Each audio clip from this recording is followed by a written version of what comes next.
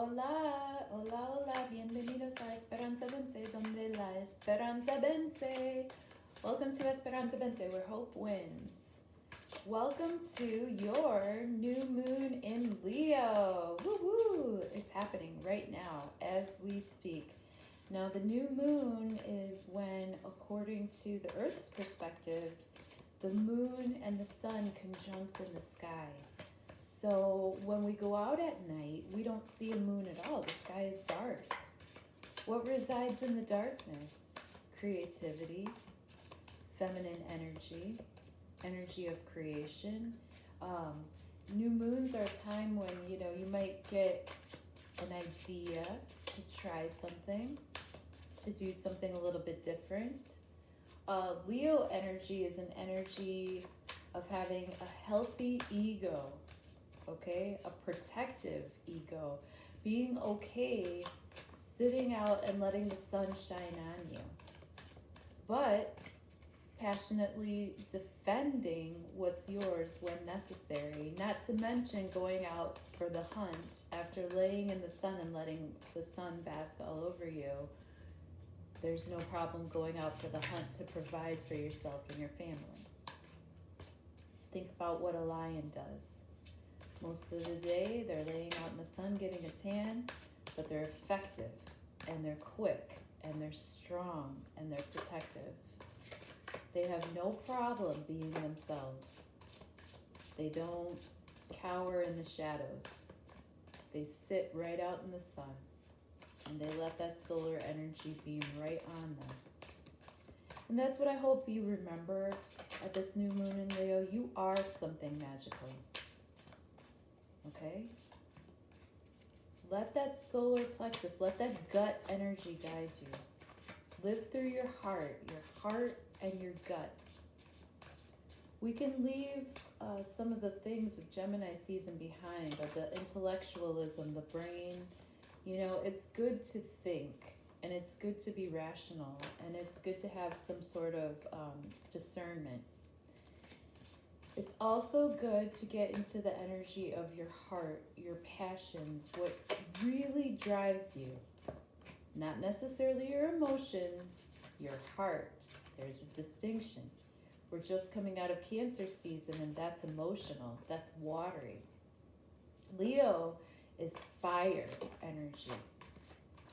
Fire is passion. Fire is creativity. Fire is what births something. And during a new moon, that's an energy of just getting to the point of where, the sperm is swimming through the darkness just to get to that egg, and only one of them is going to win. Is it going to be you? What ideas do you have percolating right now? Within a few days, when the moon starts to crescent in the sky and we see the moon coming back, what are you going to start? What new actions are you going to take? What new ways of treating yourself kindly are going to come forth? What new memories are you going to make? In the northern hemisphere, Leo season is when crops start to come to fruit. The days are longer. The sun is shining. Your skin is getting brown. Leo season is a time to roar, to let your voice be heard. Not in a narcissistic way, but definitely in a confident way. Let's start tossing some cards here. New moon in Leo, 2022. Thank you, thank you, thank you, thank you, thank you.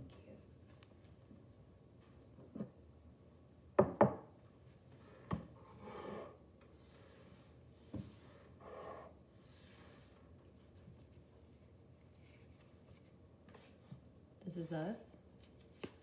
This is what's crossing us. This is the energy of the near past. This is the energy of the near future. This is what is in our conscious awareness. This is what is in our subconscious awareness. This is how we see ourselves or the situation during this new moon in Leo. This is how others see us. These are our hopes and fears. And this is the likely outcome.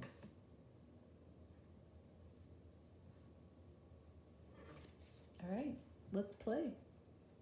Let's play with tarot. Let's play with the fun of life. And let's play with this solar energy of the new moon in Leo. God bless. God bless you and me. This is us, the moon reversed. This is what's crossing us, Ace of Pentacles. This is in the near past, like a couple months ago since the last lunation, Nine of Cups. This is the near future. Within the next lunation, another month or so, Knight of Cups reversed. This is in our conscious awareness, Four of Wands, subconscious awareness, the Hierophant. Ah, ha, ha, ha, ha. This is us, how we see ourselves, Seven of Wands reversed. This is how others see us or the situation, Five of Swords upright. Interesting. These are our hopes and fears, Judgment, and this is the likely outcome, Ace of Swords reversed. What is the topic of this reading? Who are we? What is the querent? The moon reversed. The moon is a card of intuition. Like I always usually do, I talk about it in the upright so that you understand the inverse. In the upright, the moon is a card of deep intuition. It's a Cancer card. In this version, we see someone sort of like nefarious coming out of the water. In the traditional Rider-Waite tarot deck, it's a scorpion coming out of the water or a lobster. In this version of the moon card, it seems a little bit more, like I said, nefarious or deeper sort of, more of a negative vibe off of this moon card that I'm used to. I usually associate the moon with intuition and dreams and watery energy. In the reversal, I would have to say that the moon card means that we're just being a little bit more logical. We're being a little bit more factual. We're taking in not necessarily what's happening in the darkness, what's happening at night, what's happening when you can't see anything in the shadows, or you know how some people get really into conspiracy theories and stuff and they go down those rabbit holes on the internet and stuff like that. It seems to me that the topic of conversation during this new moon in Leo, and it's interesting that we get a moon card as the topic of conversation for our moon reading. That means that all of us who are tuning into this new moon in Leo video right now, that we're tuning into the energy of the moon itself, because we're getting cards. Whenever I read cards, they're very literal. I mean, they know how dumb I am. So they're like, okay, if this lady's reading cards, we're going to be real obvious, okay, so that she could translate this appropriately, because, yeah, we're not going to beat around the bush here. The moon in reversed is definitely a card that has to do with either not taking your intuition that seriously, but being just a little bit more logical, being a little bit more grounded, being a little bit more earthy, and maybe being more with the energy of the sun versus the energy of the moon, with the energy of the light versus the energy of the dark. Ace of Pentacles is the obstacle. That's what's crossing us. That's what's crossing this moon energy. That's what's crossing those of us who have tuned in and we're asking questions about the energy that this new moon possesses for us. Ace of Pentacles as a challenge. I never see aces as challenges anyway. I mean, aces are always good luck to have in a reading. I love Pentacles. I absolutely love money. This, to me, is just a gift of money from the sky, a gift from God, a new beginning. It's a new moon, so we might have a new beginning that offers us some skrill, honestly, that offers us some change. Now, this new beginning could have to do with work, but it could also have to do with a hobby or a creative pursuit that has started to generate income. The challenge could be that we're not exactly sure how to integrate this into our daily life. Maybe we have a day job and we have a side job that's about to start to generate income. The challenge could be that while we're trying to remain more grounded, while we're trying to use our intuition in a positive way internally, and not totally be, just dancing in the dark like pagan witches, while someone's sneaking up behind us. We're trying to be aware of our surroundings, and we're trying to be aware of what's happening. We're trying to be a little bit more grounded during this new moon. We're trying to be a little bit more solar with our solar plexus energy, our yellow energy, our let's go, let's do energy. Where is our ego? Not necessarily our intuition, but also our ego. The challenge could be, how do we integrate this and bring it more down to earth? The Ace of Pentacles is a card that is definitely very earthy. It's a gift from heaven. It's a gift from the sky. It's a gift from God. But we have to bring this gift down to earth. That could possibly be the challenge during this new moon in Leo. How do we integrate these gifts from heaven? How do we integrate this good luck, just good luck chance that we had? And how do we make it real? How do we bring it down to earth and make it actually real? In the recent past, we had the Nine of Cups upright. The Nine of Cups is simply a card of wish fulfillment. We wished for something. It definitely came true. Now, what are we going to do with this energy? Sometimes when good things happen, we become fearful, or we become clutching. We grasp at it because we're afraid that it's not going to come around again. Everything comes around again. Everything under the sun. I can't guarantee much, but I can guarantee you that. So if you've recently had a bout of good luck, especially emotional good luck, because cups always have to do with emotions, something you've deeply wished for within your heart, and it actually came true, or it's becoming true, because the Nine of Cups is energy that has happened within the last month to 3 months, the last lunation, or 2 or 3, up until the present tense.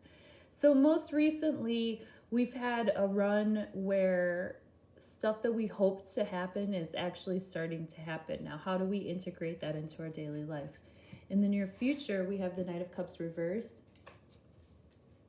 This is a person who is probably in their 20s or 30s. They're somewhat established in their career life and in their emotional life. We'll talk about them upright so that we understand the inverse. This person is coming in nice and slow and steady on their horse. You can see that nobody's hair is like blowing in the wind. Nothing's happening too quickly. The river in the background, remember always that water and cups represent emotions, and the river in the background is slowly streaming forward. They're following that river. They're following their emotions in a slow and steady pace, and they're offering you a cup. They're offering their emotions to you. This is usually a person who is very kind, very sweet, very generous with their heart, very generous with themselves, very generous with sharing how they feel. In the reverse, in the near future, we might have someone coming in who's a little bit confused about their emotions. Maybe they think that they want to connect, but it might not be a great connection. This person is someone who's, like I said, probably in their 20s or 30s, male or female. This entire deck of Modern Witch Tarot has a lot of representation of feminine energy. So this person appears gender-like to be a female, but this could be a male or a female person in your life. And in the reversal, it just means that they might spill their cup out. They might spill their emotions in a way that's a little bit uncomfortable. They might say something in a way that's a little bit awkward. But they're still a good person. Knight of Cups is always a good person. Knight of Cups is always a person that's in touch with their heart chakra, which is really important during this Leo season, because Leo season in general is all about the heart chakra. It's not about the mind. It's not about the brain. It's not about necessarily even root chakra energy, which would be like sex, survival. That's more, Scorpio. Knight of Cups is heart. That's someone who has a really good heart. They just might not know how to show it appropriately. But don't discount this person. This person coming in your near future, they might be a little bit awkward. They might be a little bit even eccentric or a bit odd, because the way that they show their emotions might be a little bit upside down according to society standards, or even according to yours or my standards. But don't count this person out. They're a good person and they have a good heart, and they mean to show you that. In our conscious awareness, we have the Four of Wands upright. This is two people that probably just got married or they're going to get married. This is called a chuppah or a chuppah. I'm not exactly sure how to pronounce it, but in Jewish religion, it is kind of a canopy that is erected during a wedding. Wands are always energy of passion. It's fire energy. It's sunlight energy. And this is a pairing, okay? So this is definitely like preparing for a party. Or maybe this is their engagement party and they're preparing for the wedding, okay? Or maybe they just got married and we're celebrating this earthy time that they're having to get their passions together. You see the city in the background? In this deck, this shows me that how does this pair bring themselves together to create within society. I was just talking to a friend of mine yesterday about wanting to move to a city, and it would be nice for me personally to have a buddy while I'm doing it. You know, maybe this is a card of, in our conscious awareness, we're thinking about pairing up and how our pairings and our passions can combine to create a better, more verdant reality within society. In our subconscious awareness, we have the Hierophant. The Hierophant is always going to be a card of how do you fit into society, okay? The Hierophant is a pope. Like I said, this whole tarot deck, the Modern Witch Tarot deck by Lisa Sturl, this entire tarot deck has a lot of imagery of feminine genders, female genders.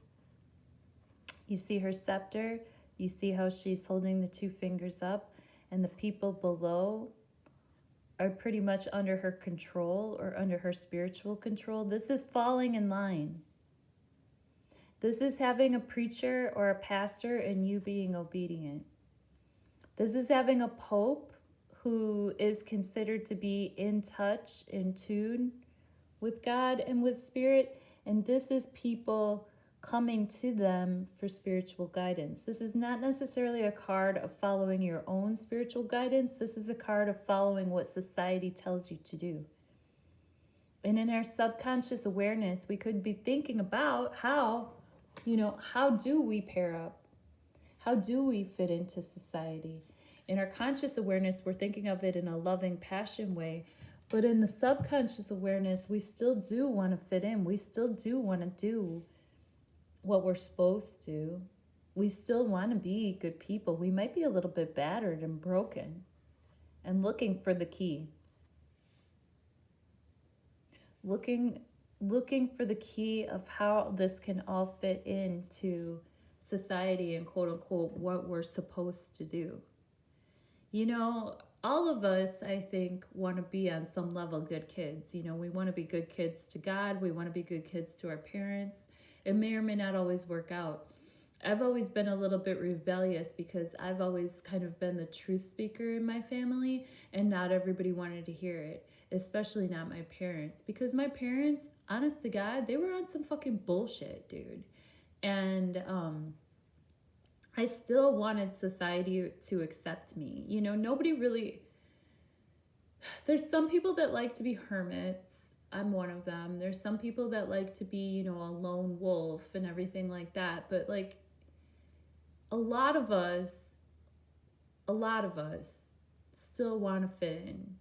We still want to be a part of something bigger than ourselves. We still want to be a part of society. We still want to somehow fall in line with our neighbors and have some sense of community. The Hierophant is a card of falling in line and doing what you're supposed to, paying your taxes on time. You know, this is in our subconscious awareness, so we're not thinking about it from the day to day.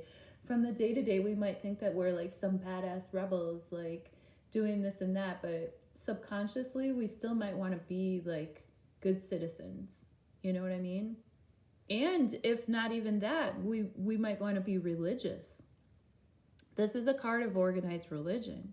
So there might be a part of us deep down inside that like still feels a pull to the church, or a pull to a pope, or a pull to a spiritual leader, you know? This could be running through our subconscious awareness. This is how we see ourselves. Seven of Wands reversed. Again, I'll talk about it in the upright first so that we can get a sense of what this might mean in the inverse. Upright, the Seven of Wands is a card of defending yourself, defending your territory, defending your passions. You still have the high ground, but boy, do you have to work for it.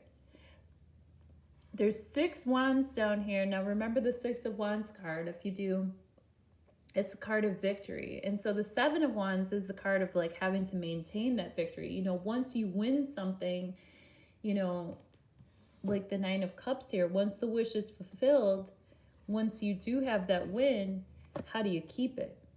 Once you do get to that high ground, how do you defend your space in time? You know what I mean? It's not easy. You know, she's gripping pretty hard onto that passion to like kind of fend off the haters down below. In the inverse, we might feel like we're slipping. We might feel like we're losing a little bit of space. We might feel like, we also might feel like, hey man, I don't even need to defend my passions anymore. Why do I have to justify my passions to you? Why do I have to justify my creativity to you? I'm just doing it. I don't need to defend myself. I'm just doing it. Let the wands fall where they fall, okay? You know, I'm just doing what I'm doing, and I don't feel like I have to defend myself. That's what I'm intuitively getting out of this reversal. 5 of Swords is how others see us. Remember, swords are always a card of ideas, air energy, Gemini, Libra, Aquarius, but I see 5 of Swords never as a person, but as an energy. 5 of Swords is considered in most of the tarot books that I've learned about. They call it a Pyrrhic victory. And what a Pyrrhic victory is that you decided that you're going to do what you're going to do, and you won. You got all the swords, but nobody wants to be with you. They're just like, they're giving you the win because they're like, okay, whatever. They just don't want to even argue with you about it anymore. So this is how other people are seeing us. So, or our environment might be giving us the vibe. It's not necessarily how people see you, but this could also be your environment. Your environment could be one in which people just aren't willing to argue the point anymore. They're just going to let you have it. If that's the way you need to be, if that's the way you need to think, if these are your ideas and that's how you want to play, go on ahead and play that way. But we're not going to play with you. I hope that happens in my life, because online especially, I've noticed some sort of like down low energies. And I hope they just decide to leave my shit alone. I hope they just decide to go play with somebody else. Fuck them. You know what I mean? This is definitely a Gemini energy. It could be not necessarily a person, but an energy of just having your own intellect and just being like, yay, you know what? I am going to take my ideas and keep them to myself. No, you're not taking my fucking swords, man. Go on. Go play with somebody else. I don't give a fuck. I'm cool. You know, this person might eventually feel like, hey, I want the attention. Where'd you guys go? Aren't you going to mess with me anymore? But at this point in time, our environment dictates that we can keep our ideas to ourselves. And whoever we were kind of arguing with or trying to, it makes me think of like these dumbass trolls in the comment sections that say things like, for example, I was watching an astrologer like a week or two ago, and this freaking dumbass, probably from like some foreign country. I know they weren't from the United States or English. I know that English wasn't their first language, because the way that they described in the comment, they described getting like chills and the bumps. And like, if English was your first language, you know that the word is goosebumps.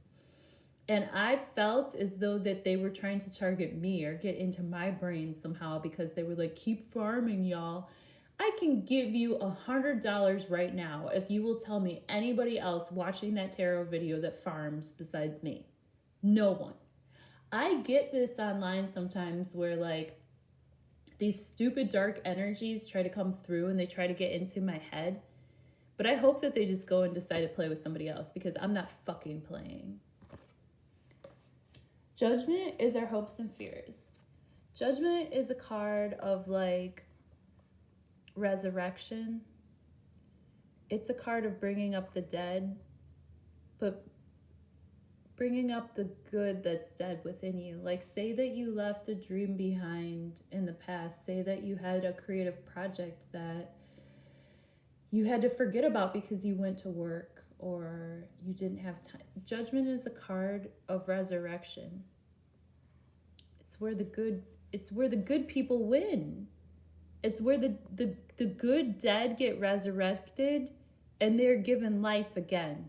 They give you a second life. They give you a second chance. This is the heavens determining that the good guys are going to win. Now, in the hopes and fears position, that could mean a lot of things. Sometimes what we hope for is our deepest fear. Because guess what? If something is resurrected from the dead, are we afraid that then we have to live on the good side? I mean, wasn't it easier just laying down in the coffin and being like, go to work, come home, make the coffee, make the donuts, walk the dogs?